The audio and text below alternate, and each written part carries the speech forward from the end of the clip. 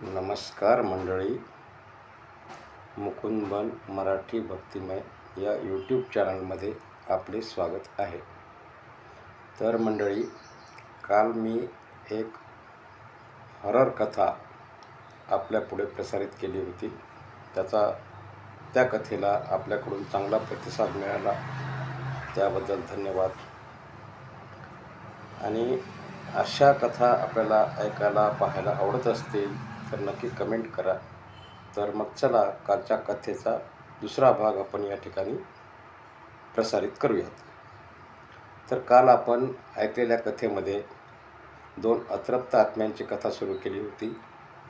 त्यामध्ये एक नवयुवक मुलगी, कॉलेज तरुणी, जिचा मृत्यू झालेला असतो. तिचा आत्मा त्या सायकलमध्ये असतो आणि ती ज्या मुलासोबत प्रेम करत असते तो देखील तिचाच वर्गमित्र असतो. ते तलावाच्या ठिकाणी रात्रीच्या वेळेस जवळपास 1.5-2 तास त्या बाकड्यावर बसून गप्पा गोष्टी करत असतात.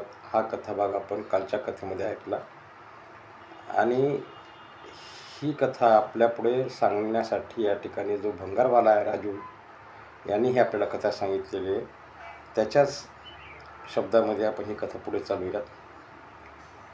राजूने ज्यावेळेस पाहिलं की हा मुलगा त्याला त्या ठिकाणी जिवंत मुलगा वाटला आणि या प्रेत आत्म्यामध्ये हा कदाचित याचं काहीतरी बरं वाईट होऊ शकतं, याचं काही हानी होईल, हे टाळण्याकरता त्याला सावध करावं म्हणून हा राजू त्या ठिकाणी त्या मुलाचा पाठलाग करत त्याच्या त्या खोलीपर्यंत गेला. खोलीपर्यंत गेल्यानंतर पाहिलं त्यानं, तो देखील किरायानं एका कुटुंबाकडे वरच्या मजल्यावर राहत होता. 2-3 दिवस त्यानं पाठलाग केला, परंतु त्या मुलाची आणि राजू भंगारवाल्याची काही भेट झालीच नाही. एक दिवस असंच करता करता बरेच दिवस या ठिकाणी निघून गेले. आणि एक दिवस दुपारच्या वेळेस हा राजू आपला भंगार खरेदी करण्याकरता त्या मुलाच्या कॉलनीमध्ये गेला असता त्या घराजवळ उभं राहून आवाज देऊ लागला.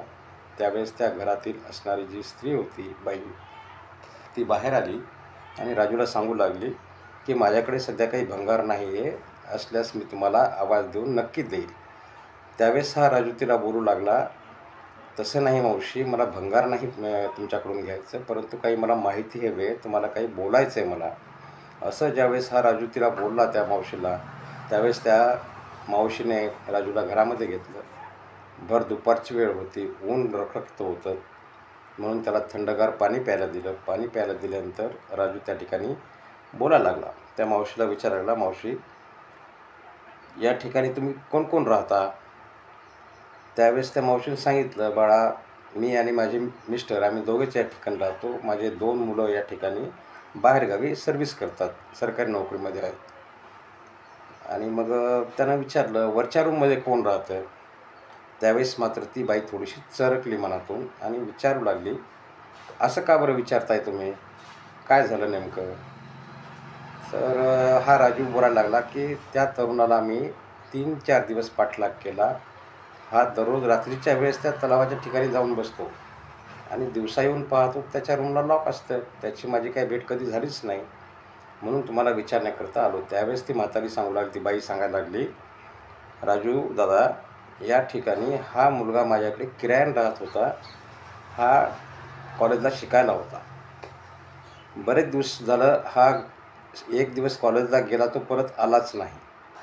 त्याच्या घरच्यांना मी फोन केला, त्याचा जो नंबर होता तो नंबरही बंद येऊ लागला, तिकडनं काही उत्तर देखील आलं नाही. तेव्हा राजूनं त्या बाईला विचारलं, त्याच्या कुटुंबाचे आणखी काही नंबर तुमच्याकडे आहेत का? त्यावेळेस ती मावशी म्हणाली, थांबा, मी डायरीमध्ये लिहिलेले आहेत, तुम्हाला दाखवते. त्यावेळेस ती मावशी घरात गेली, डायरी शोधून काढली, ज्यामध्ये ती आपल्या नोंदी ठेवायची, किरायाच्या वगैरे सर्व काही. त्यावेळेस त्या मावशीला राजूच्या घरचे 2 ते 3 नंबर त्या ठिकाणी मिळाले. मग यावेळेस राजूनं सांगितलं त्या मावशीला, तुम्ही त्यांच्या घरच्यांना फोन करा. त्या मावशीनं आपला मोबाईल काढला आणि त्या मुलाच्या घरच्यांना त्या ठिकाणी फोन करायला लागली. 1-2 फोन बंद होते, तिसऱ्या फोनला मात्र बेल त्या ठिकाणी जाऊ लागली होती. त्यावेळेस त्या मावशीनं विचारलं की तुमचा हा मुलगा या ठिकाणी माझ्याकडे शिकायला होता, माझ्याकडे राहायला होता, कॉलेजला शिकायला होता. बरेच दिवस झालं तो या ठिकाणी आलाच नाही. त्याचं सामान देखील रूममध्ये तसंच पडून आहे. आणि का बरं आला नाही, त्याची तब्येत वगैरे बरी नाही का, असं ज्यावेळेस त्या मावशीनं त्या मुलाच्या आईला विचारलं, त्यावेळेस ती बाई अक्षरशः ओक्साबोक्शी फोनवरच रडू लागली. तिचं रडणं शांत झाल्यानंतर मावशीनं विचारलं, काय झालं बाई नेमकं, काय झालं एवढं तुम्हाला दुःख व्हायला, तुमच्या मुलाबद्दल विचारल्यामुळं. तेव्हा त्या बाईनं सांगितलं की ताई, माझ्या मुलाचा अपघाती मृत्यू झालेला आहे आणि त्या दुःखातून आम्ही आणखीन सावरलेलो नाही.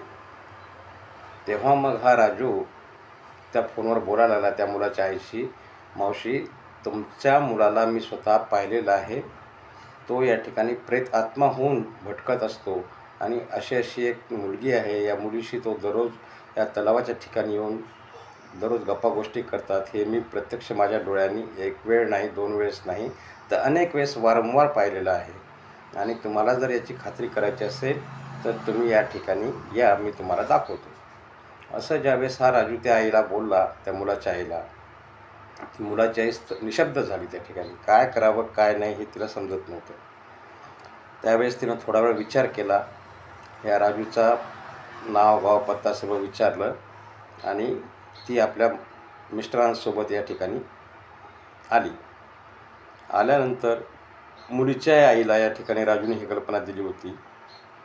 त्याही बाईला सोबत घेतलं. या मुलाची आई आणि त्याचे वडील हे तिघं आणि राजू चौथा आणि ती घरमालकीण, ज्या ठिकाणी हा मुलगा किराणा राहत होता, असे 4-5 जण मिळून रात्री साधारण 12-12:30च्या दरम्यान त्या तलावाच्या ठिकाणी असणाऱ्या एका झाडाखाली दडून बसले अंधारामध्ये.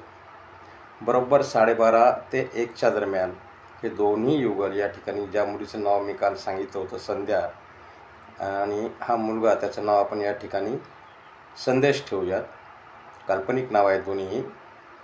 हे दोघेजण त्या ठिकाणी येतात. मुलगी सायकलवर बसून येते, झाडाखाली आपली सायकल उभी करते, त्या बाकड्यावर अगोदर जाऊन बसते. थोड्या वेळानंतर पलीकडच्या पायवाटेनं हा संदेश देखील त्या ठिकाणी येतो. दोघेजण त्या ठिकाणी 1-2 तास त्या ठिकाणी घालवतात, गप्पा गोष्टी करतात आणि हा सर्व प्रकार त्या ठिकाणी उभ्या असलेल्या राजूने पाहिला. आणि राजूनं त्या तिन्ही स्त्रियांना, म्हणजे संदेशची आई वडील, ज्या रूममध्ये राहायचा हा संदेश, त्या घराची मालकीण आणि इकडं संध्याची आई, या सर्वांना हा प्रकार दाखवला. सर्वजण त्या ठिकाणी भीतीनं थराथरा कापू लागले होते. त्यावेळेस राजून त्यांना शांत केलं आणि सांगितलं, हे दोन्ही जरी आत्मे असतील तरी देखील यांनी आत्तापर्यंत कुणाचंही वाईट केलेलं नाही. हे दोन्ही आत्मे या ठिकाणी शांत स्वभावाचे आहेत.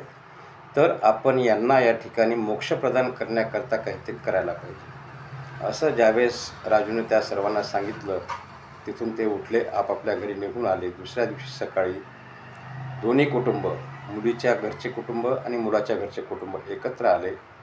एका चांगल्या साधू पुरुषाकडे गेले. तपस्वी साधू होता तो. त्याचा सल्ला घेतला आणि या दोन्ही आत्म्यांना शांत करण्याकरता, आत्म्याला शांती मिळवण्याकरता, त्यांना मोक्ष प्राप्त होण्याकरता काय करता येईल असं विचारल्यानंतर त्या तपस्वी साधूने या ठिकाणी काही पूजा उपचार करण्यास सांगितले. दोन्ही कुटुंबांनी मिळून असे उपचार केले, त्यांना मोक्ष प्रदान केला आणि त्यांच्या आत्म्याला त्या ठिकाणी शांती लाभली. तेव्हापासून मात्र या ठिकाणी दोन्ही आत्मे कोणालाही त्या ठिकाणी दिसलेले नाहीत. तर मंडळी, ही कथा जी आहे, ही कथा आहे सत्य घटनेवर आधारित, परंतु यामध्ये जे नावं मी सांगितले ती नावे मात्र काल्पनिक आहेत. योगायोगाने याचा संबंध जर कोणाशी आढळून आल्यास तो केवळ योगायोग समजावा. आणि यापुढे आपल्याला कशा कथा पाहायला ऐकायला आवडतील हे मला नक्की कमेंट करा. व्हिडिओ आवडल्यास व्हिडिओला लाईक करा, शेअर करा आणि कमेंट करायला मात्र विसरू नका. धन्यवाद.